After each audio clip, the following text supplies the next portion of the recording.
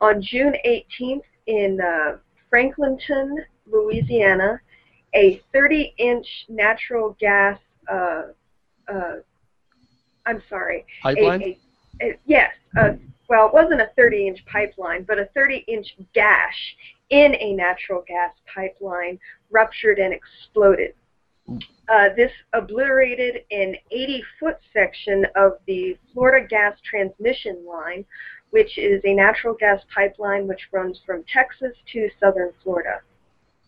Trees within 200 yards of the explosion were knocked completely down. Trees within 1,500 feet went up in flames. The fire was hot enough to melt the sidings of nearby mobile homes. 55 people had to be evacuated, and flames exploded 100 feet into the air. Fire took down power lines and utility poles, leaving nearly 18,000 people without power.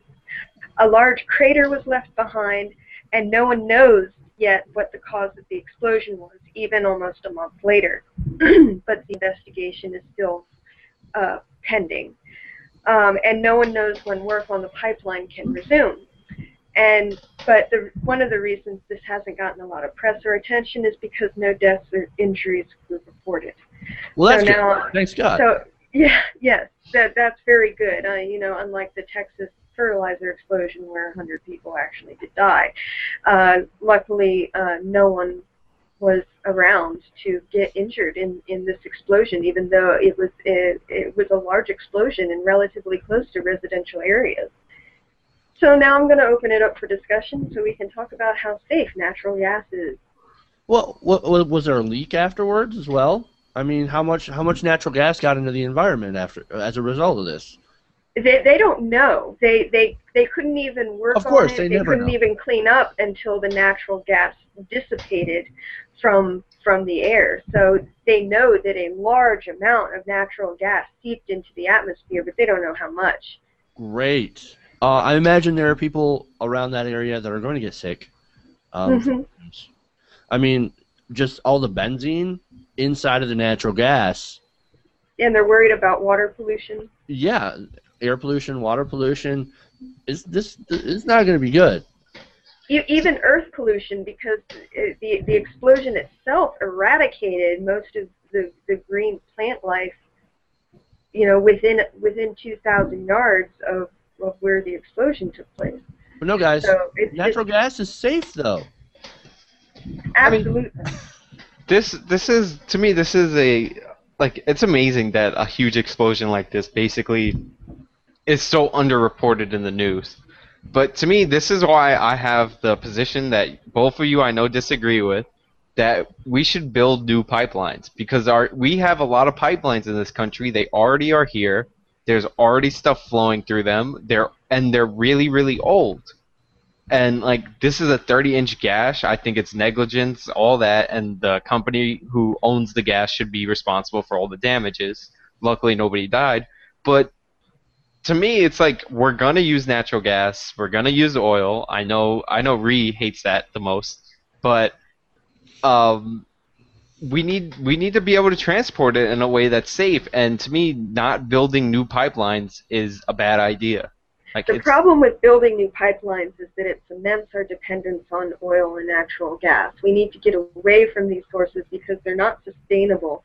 And simply building the pipelines is destructive to the environment, let alone the leaks and the explosions, and also taking natural gas, which involves fracking from the earth, destabilizes the tectonic plates themselves, which causes more tremors, possible earthquakes, possible explosions, which then creates more ruptures and more gashes, which then causes more leaks and more poison seeping into the earth, seeping into the soil. We have no good choices. We have no good choices when it comes to me, everything Marie says is true, right? But after all, when you factor in all that, do you want that to go through an old pipeline or a new pipeline? That's to me, that's my only point. I understand, but to me, it's not going to stop. So it needs to be made as safe as possible, and I think that if a company wants to build a new pipeline, and they don't seize any property and use eminent domain and all the stuff that they usually do, if they want to build a new pipeline, then they should be able to do that, because if they're going through the old pipelines, we're going to keep having these problems.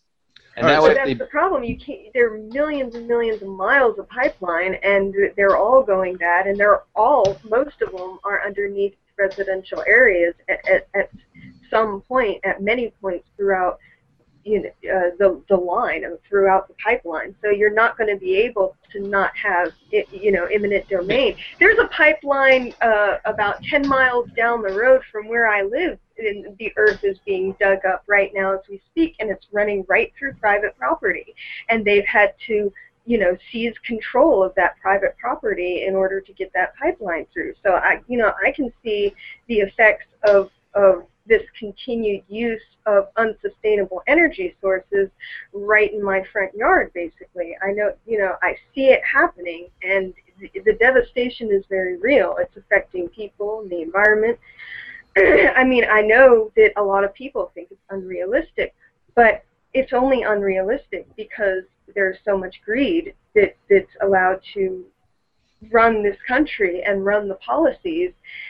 We have solar technology. You can buy solar panels at the store, and there are those little lights that you stick in the garden. So we have solar energy, but we're only using it for little trinket things, like the little lights that line your sidewalk. But that same technology is exactly what we could use for our entire electrical system. We're simply not using it because those who are in power keep it from happening. And who's it's not as profitable to them. You know who's actually investing the most in solar energy, and it's China. And you also have you have Saudi Arabia, of all places. I think it's Saudi Arabia. Germany's doing a lot of solar panel work. Germany's doing a lot of solar, and we've seen those cloud cover maps of Germany and how they don't get a lot of sun, and yet they're still deriving a lot of their power. I'm not sure quite the percentage that they're getting from renewable energy over in Germany, but it's a substantial amount, and they're aiming for even more. Well, because those solar panels can store energy too, so the power doesn't go out when it's a rainy day or anything like that. Well, I mean, to me, it's like the Germans. They're not getting that much from solar. It's like Denmark is like the windmill symbol of the world, and Denmark gets like. They say that in the next few years that they're going to get at least 70% of all their energy from just solar panels. I mean, and I think that's awesome. And I think to me, solar energy has always made sense to me. I think that the technology, the idea that we can't figure a way to harness the sun into energy, is ridiculous. So I think solar energy has a future, right? But as for right now, it's just not going to happen. So in the interim, I want to make sure that the bad energies or the dirtier energies are kept contained better. So fracking is pretty bad. Okay, right. Just the fact that the way that they do it, I don't know if regulation will help. I'm still really uncomfortable with the idea of fracking because we've got our natural water supplies that are being tainted by the different fracking fluid, a lot of benzene showing up in people's waters, people lighting their tap on fire. I mean, I don't really trust that, even if you do have more stringent regulation, especially when you have the EPA that's been gutted to nothing. And then you have, on the other hand, you have coal, mountaintop removal, coal slurry being, ending up in the rivers. I mean, you're stuck between shit and shit. Well, where do you go from there? It needs the thing that people don't realize is about mountaintop removal is better than the original coal mining technique, which is when you see that big gash in the earth. Yeah, but this is 18th century technology. No, but I'm saying mountaintop removal was actually invented to prevent that big gash. So it was actually invented to be more environmentally sound. So which it's not. I mean, it's still not environmentally. It is. It destroys the entire ecosystem. Well, slightly less destructive is slightly less destructive and just as profitable. I understand your point, and I'm not arguing. I'm not really arguing against it. I'm just saying that we have these energies. They're going to flow through pipelines, and I'm just saying that it's better, in my opinion, for them to flow through new pipelines than old pipelines. Okay, so we get to the obvious question of who's building these pipelines. I don't know. I know that Well, Keystone. no, that's the obvious question. Who's going to pay for these pipelines? If the oil companies pay for it, then they should pay for it. Then if they want to flow their oil through it, in my opinion, they should pay for it. Yeah, but they're getting government subsidies to pay for a lot of this. So we're going to be paying for that. Well, I'm against the subsidies. And you know how these oil companies and gas companies will use their lobbying power to, pay off politicians.